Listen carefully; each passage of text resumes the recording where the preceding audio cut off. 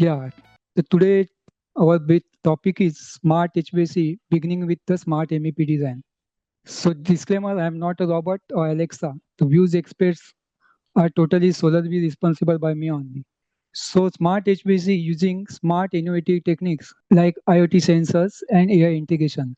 I will be basically highlight on the IoT sensors and AI integrations for the green buildings and normal residential commercial buildings. So basically the event agenda will be like this. I will first talk about the evolution of the smart HVAC. What is a smart and how it has started from the 1970 till the 2025.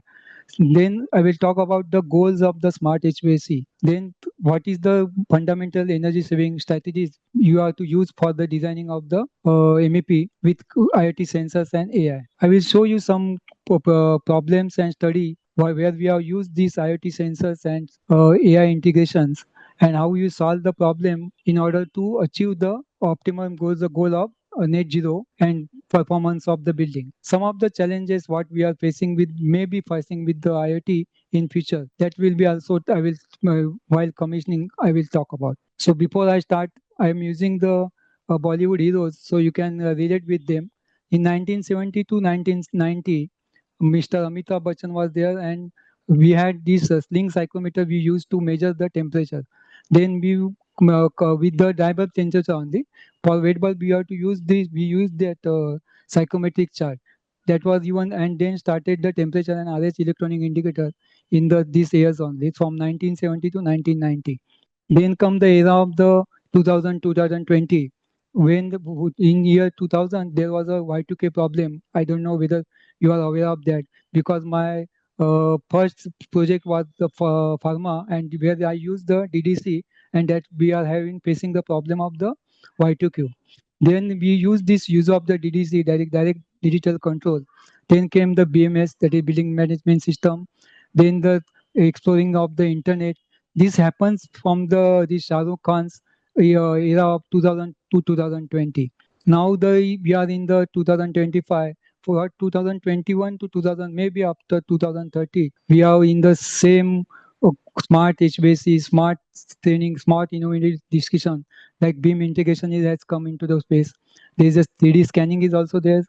IoT sensors integration has started. Artificial intelligence, we are talking of the artificial intelligence. Then virtual reality is also there. Virtual build, that is a design build.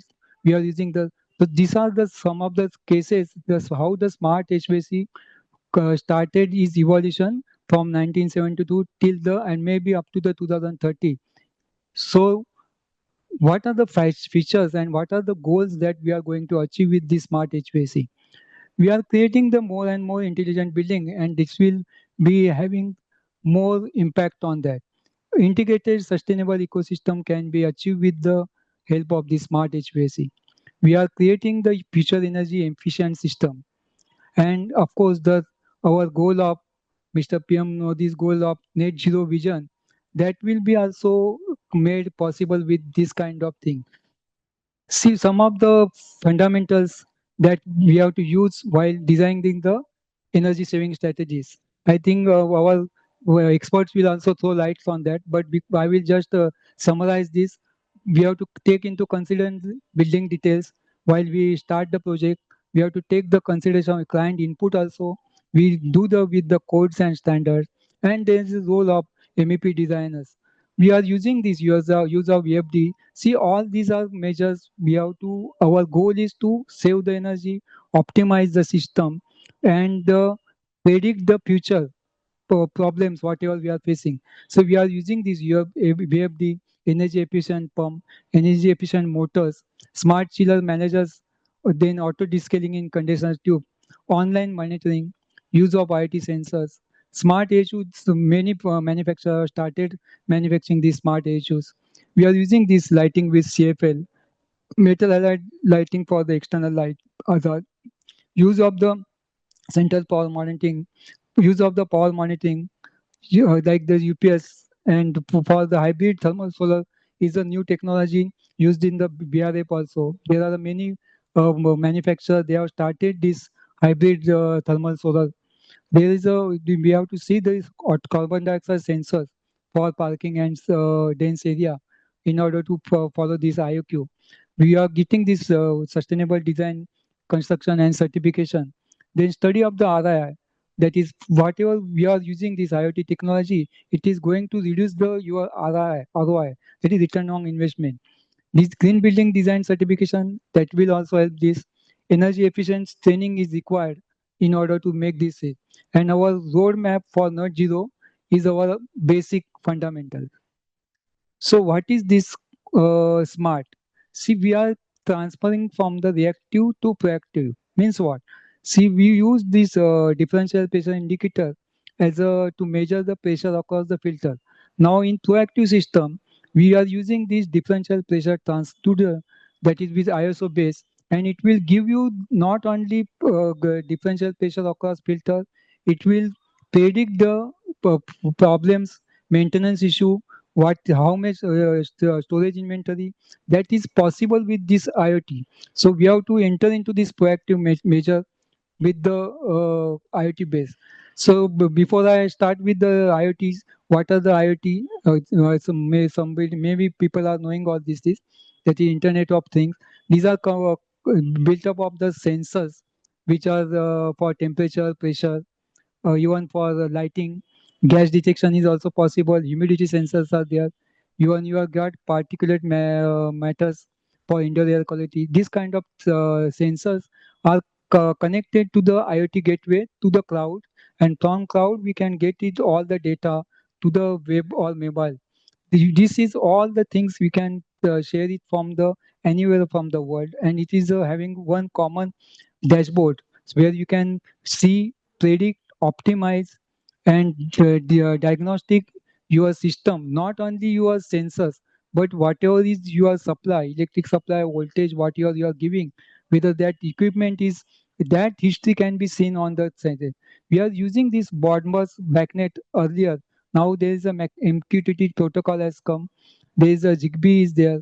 Then we are using this open thread mesh also for this connection of this protocol.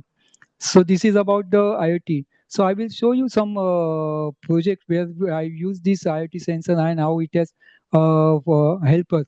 See, this is one of the clean room AHU we can see from the hospital project, where earlier it was with a normal building management system with normal AI IO analog inputs.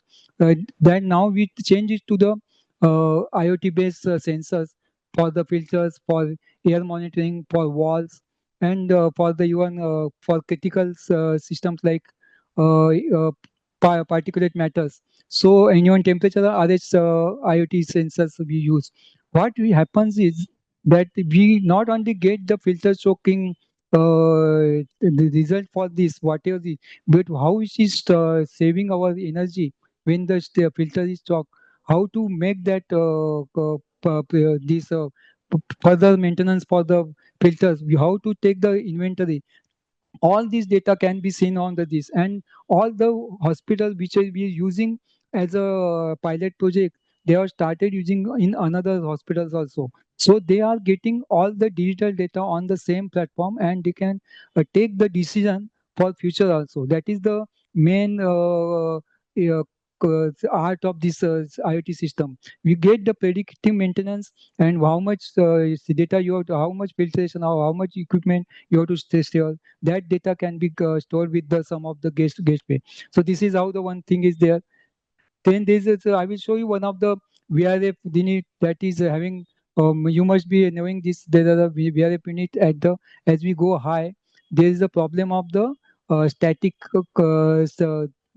temperature, radiation, and all these things. Because of that, the outdoor unit gets heated, and because the whatever unit you are selected, that is not sufficient for the outdoor unit in captured with the indoor unit.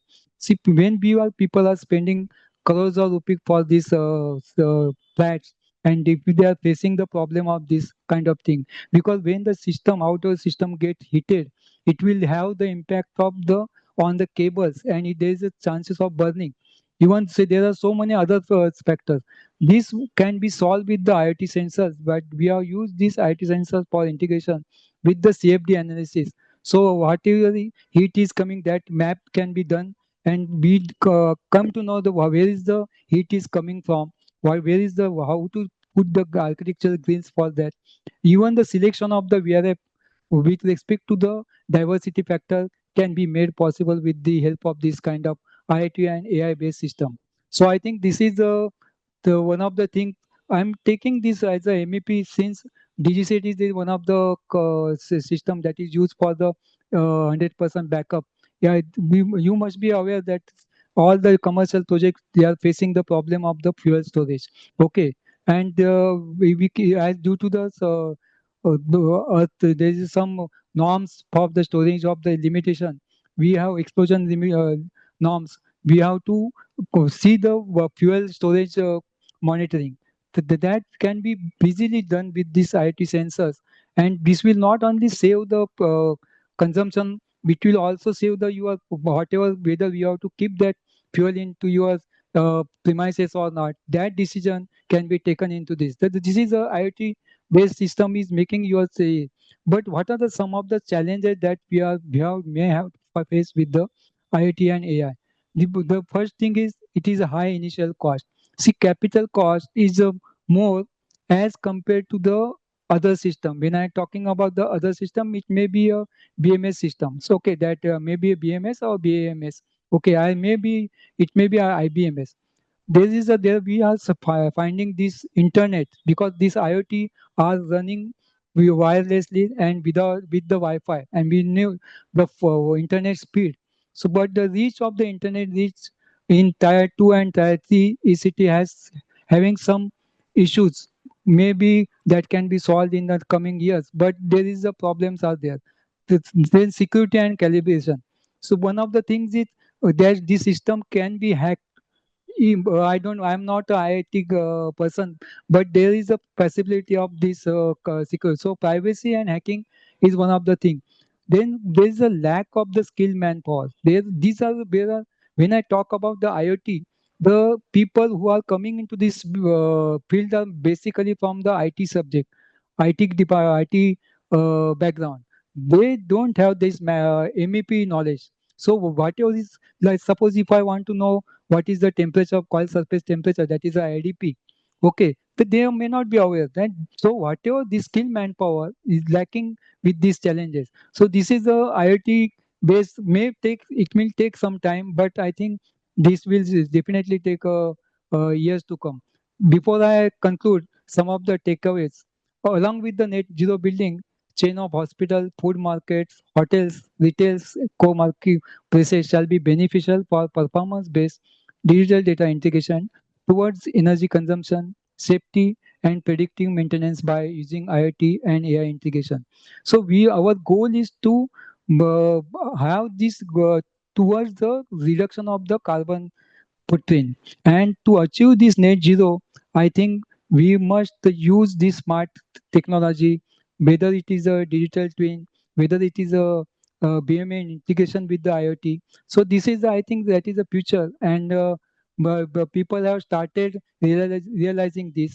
I have even put this poll for this, and some people reacted that there is no awareness that we are safe failing into this. So I think thermal control business is doing great work for this digital work, and so that will help the others, our engineers and operation people, to enter into this field. Thank you very much.